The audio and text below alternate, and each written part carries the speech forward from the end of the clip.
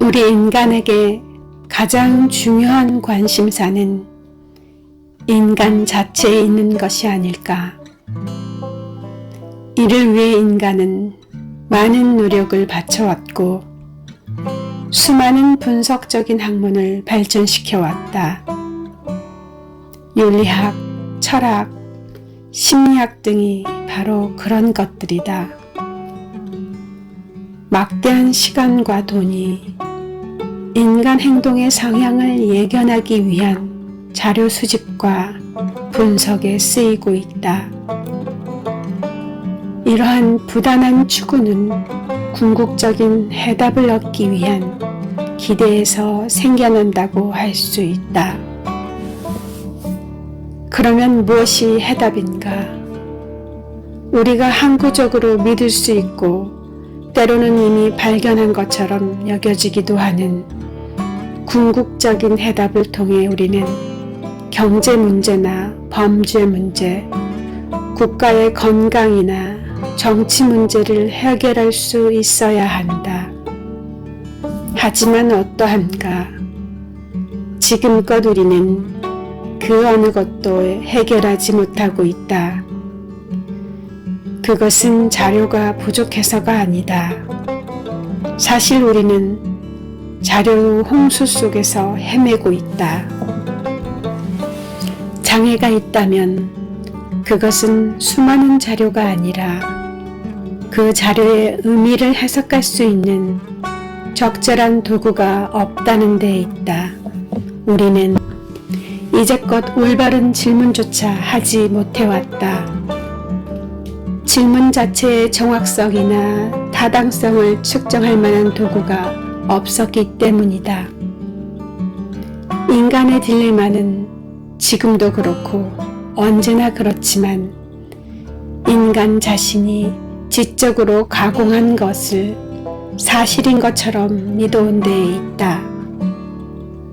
하지만 이러한 가공적인 가설들은 우리의 독단적인 인식이 만들어낸 부산물에 지나지 않는다. 우리가 받아들이는 해답이 불충분하게 느껴지는 것은 질문자의 견해에 내재되어 있는 한계의 직접적인 결과이다.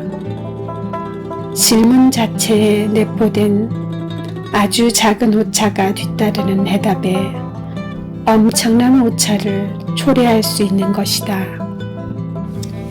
자료를 검증한다고 해서 저절로 이해가 증진되는 것은 아니다. 사물에 대한 이해는 특별한 맥락에서 자료를 검증해 나갈 때 비로소 가능하다. 그것이 무엇을 의미하는지를 모른다면 자료는 아무 소용이 없다.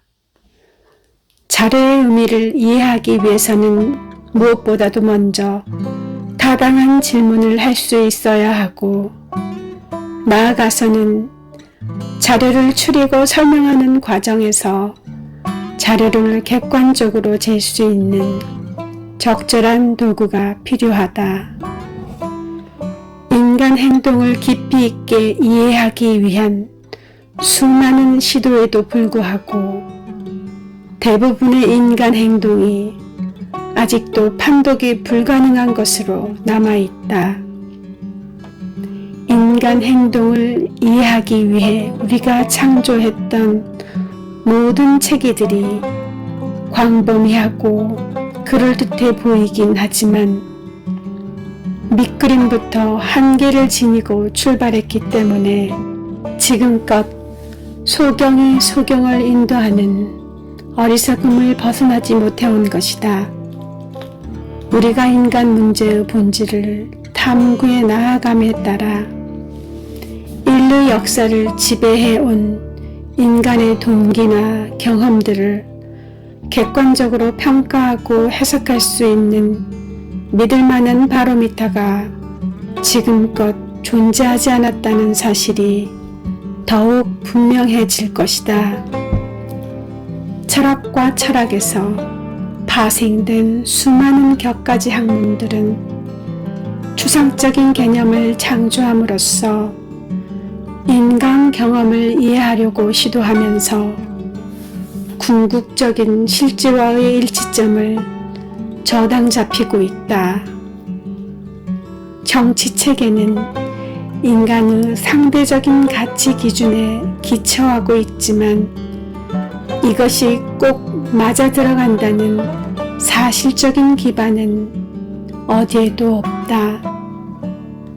사회의 도덕체계는 복잡 미묘한 인간 행동을 옳고 그름의 단순한 범주 안에 마구잡이로 집어넣음으로써 문제를 해결하려 든다. 무의식의 세계를 이루는 정신분석학은 이러한 혼란을 가중시켰을 뿐이고 이해하기 어려운 치료 방법과 다양한 관점을 가지는 심리학을 출현시켰다. 인간 자신을 이해하려는 이와 같은 중구난방의 노력은 결국 그 진술은 아마도 어느 정도는 진실일 것이라는 식으로 의미상의 혼란을 초래하고 있다. 인과관계의 본질에 대한 불확실성 때문에 딱 떨어지는 결과가 얻어질 때라도 그 원인을 조작하여 엉뚱한 대로 돌리는 경우가 얼마나 많은가. 우리 모두가 안고 있는 사고체계의 치명적인 결함으로는 첫 번째, 주관과 객관을 구분하지 못하는 것. 두 번째, 밑그림과 용어 선택에는 본래부터 한계가 있을 수밖에 없다는 데에 대한 인식의 부족. 세 번째, 의식 자체의 본질에 대한 몰이해. 네 번째, 인과관계의 본질에 대한 오해 등을 들 수 있다. 이러한 결함은 인간 경험의 주요 영역을 새로운 안목과 새로운 방식으로 탐색하려 할 때 두드러지게 나타날 수밖에 없다.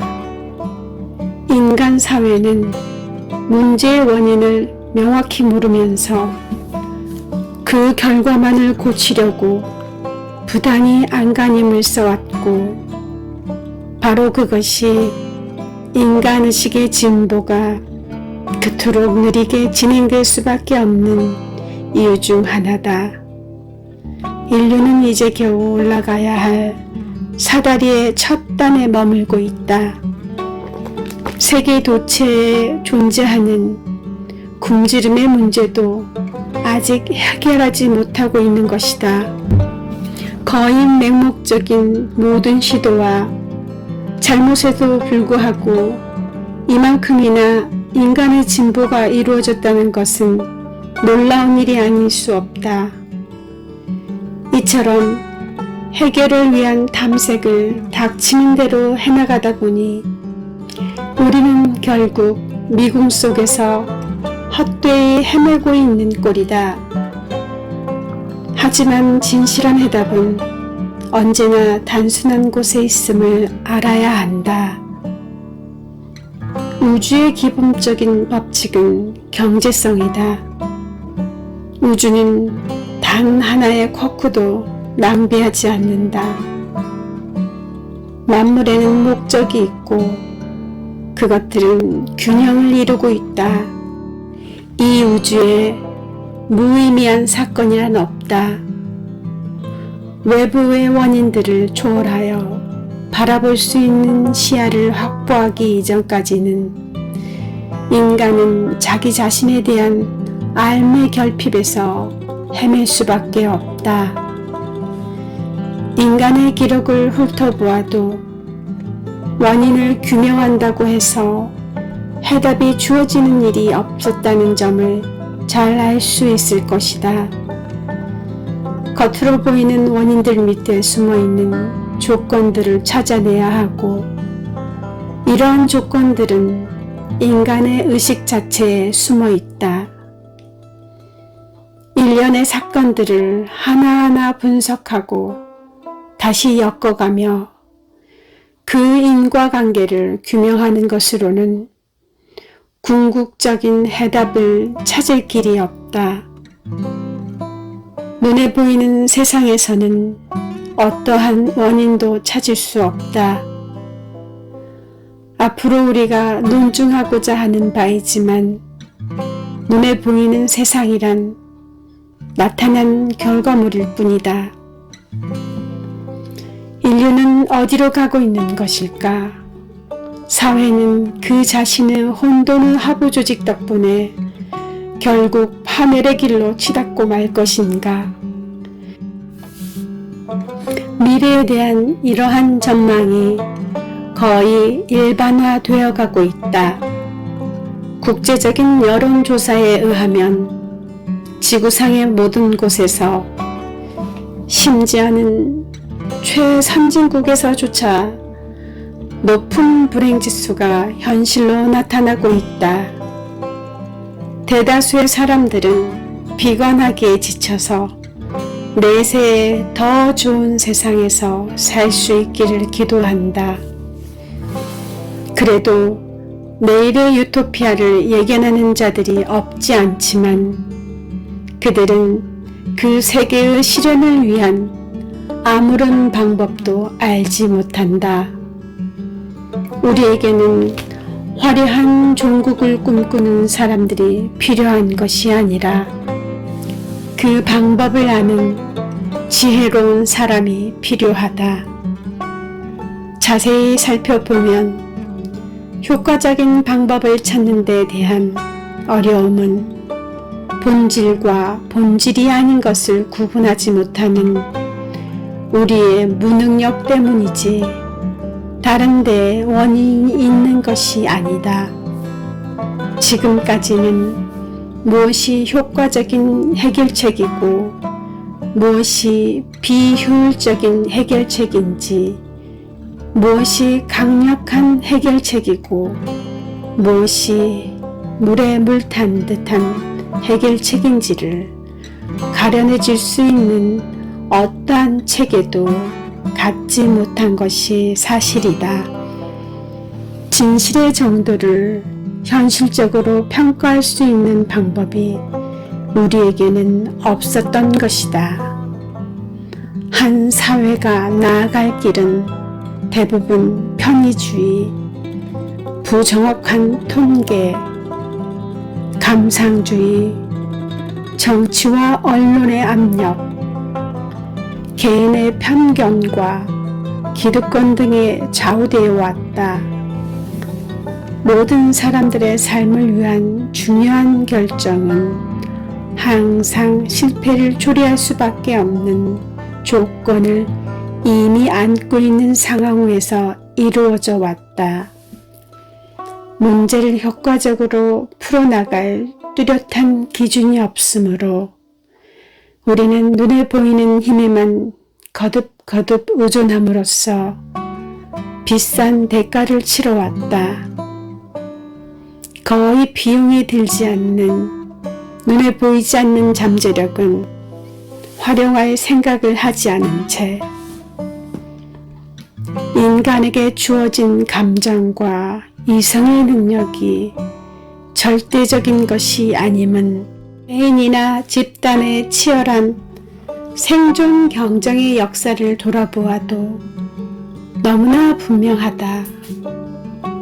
우리들은 이성에 따라 행동했다고 말하곤 하지만 사실은 초보적인 인식의 패턴을 작동시켰을 뿐일 때가 대부분이다. 자료를 논리적으로 배열하는 것은 인식의 패턴 체계를 강화하는 데 불과한데도 그것이 곧 진실이 되고 마는 것이다. 진실이란 상황의 진실 이외에는 존재할 수 없으며 어느 특별한 관점의 견지에서 볼 때만 진실일 뿐이다. 진실이란 본질적으로 말해질 수 없는 무엇이다. 따라서 생각이 깊은 사람들은 자신의 모든 문제가 삶의 어려움에 기인한다는 것을 어렴풋이나마 알고 있다. 그리하여 결국엔 인간이 무엇을 어떻게 어느 정도로 알 수 있는지를 검증하는 철학의 한 갈래인 인식론의 문제에 도달한다. 그러한 철학적인 논문들은 지나치게 박식함을 과시하거나 장황하게 마련이지만 적어도 그들이 제기하는 질문만큼은 인간 경험 후 핵에 닿아 있다고 할 수 있다. 인간의 지식을 검증하는 지점이 그 어디이든 우리는 항상 삶의 현상과 인간의식의 본성을 고찰하는 지점에 이르게 된다.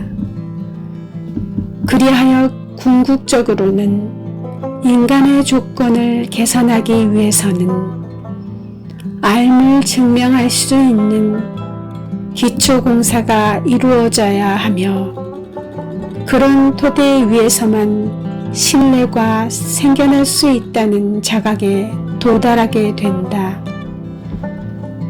인간의 진보의 가장 큰 장애물은 의식 자체의 본성에 대한 삶의 결핍이다. 시선을 안으로 돌려 순간순간 마음의 움직임을 살펴보면 마음이라는 것은 사물을 미처 알기도 전에 움직인다는 사실을 알게 된다. 우리의 행동이 심사숙고의 결과라는 생각은 허황된 망상임이 분명하다. 결정에 이르는 과정은 의식 자체의 고유 기능이다. 마음은 수백만에 이르는 자료들과 그들 사이의 상관관계를 꿰뚫어보고 엄청나게 빠른 속도로 지각할 수 있는 이해의 정도를 넘어서서 선택을 감행하는 것이다. 이는 비상형 동역학이라는 새로운 과학이 끌개라고 부르는 에너지 패턴에 의해 지배되는 보편적인 기능이다. 의식은 순간순간마다 최선의 선택을 하는데 이것이야말로 궁극적으로는 의식이 할 수 있는 유일한 기능이기 때문이다. 특정한 자료에 무게와 장점을 부여하는 것은 개인이나 집단의 마음을 미리부터 선점하고 있는 끌개 패턴이 작동됨으로써 이루어진다. 이러한 패턴은 확인될 수 있고 설명될 수 있으며 측정될 수 있다. 그러한 지식에 의해 인간의 행동과 역사, 인류의 운명에 대한 새로운 이해가 전면적으로 이루어질 수 있다. 20여 년 동안의 노력과 수백만 번에 이르는 측정 결과인 이 책은 누구에게나 그러한 이해를 가능하게 해준다. 의식의 생리, 신경계의 작용, 그리고 우주물리학과의 상관관계를 통해서 이러한 이해가 더욱 깊어질 수 있다는 것은 전혀 놀랄 일이 아니다. 우리는 모든 것들이 서로 연관되어 있는 우주의 일부이기 때문이다. 그러므로 만물에 감춰진 비밀들도 우리가 어디서 어떻게 바라보아야 할지만 알고 있다면 적어도 이론상으로는 언제나 우리에게 쓸모가 있다. 인간은 과연 구두꾼 이론처럼 구두꾼을 치켜 올림으로써 스스로를 들어올릴 수 있을까? 왜 안 된단 말인가? 인간이 해야 할 모든 것은 단지 스스로 부력을 증가시키는 것뿐이며, 그렇다면 그다지 애쓸 필요도 없이 높은 경지에 다다를 수가 있다. 지각할 수 있는 외적인 힘으로는 그러한 묘기를 연출할 수 없고, 눈에 보이지 않는 잠재력만이 그렇게 할 수 있으며 부단히 그렇게 하고 있다. 인간은 자신이 조절할 수 있는 힘 덕분에 살아간다고 생각하지만, 사실은 우리가 통제할 수 없는 잠재력에 숨겨진 근원에서 비롯한 잠재력에 지배받고 있다. 잠재력이란 아무런 수고도 없이 주어지는 것이기 때문에 눈에 보이지도 않고, 그렇다고 해서 그 존재를 의심할 수도 없는 그 무엇이다. 억지의 힘은 지각을 통해 경험되지만, 잠재력은 내적인 인식을 통해 알 수 있다. 인간은 스스로가 무의식적으로 작동시키고 있는 엄청날 정도로 강력한 끌개의 에너지 패턴에 의해 현재의 위치에 서 있는 것이다. 매 순간순간마다 인간은 구속하려는 억지의 힘과 밀어붙이려는 잠재력이 실랑이를 벌여 이루어진 진화의 지점에 서 있다고 할 수 있다. 인간 개개인은 의식의 바다에 떠있는 병마개와도 같다. 그는 자신이 어디에 있는지, 어디서 왔는지, 어디로 가고 있는지 알지 못한다. 왜? 라는 질문에 그가 답할 수 있는 것은 아무것도 없다. 인간은 끝없는 수수께끼 속에서 방황하고 있다. 세대에서 세대로 똑같은 질문을 반복하면서 의식의 도약에는 언제나 실패해왔다. 세상을 보는 관점이나 이해가 한 번이라도 비약적인 진보를 이룩한다면 그것은 내적인 안도와 기쁨, 경외감을 안겨줄 것이 틀림없다. 이러한 경험을 해본 적이 있는 모든 이들은 자신들이 우주로부터 귀중한 선물을 받았다고 느낀다. 자료의 수집에는 노력이 필요하다. 하지만 진실은 아무런 노력을 기울이지 않아도 스스로를 드러낸다. 이 책을 통해 독자들이 저마다 자신에 대한 이해를 높일 수 있다면, 그리하여 영혼의 성숙을 꾀할 준비가 갖추어질 수만 있다면 하고 바라는 마음 간절하다. 그것만이 우리 모두의 궁극적인 모험의 길인 것이다.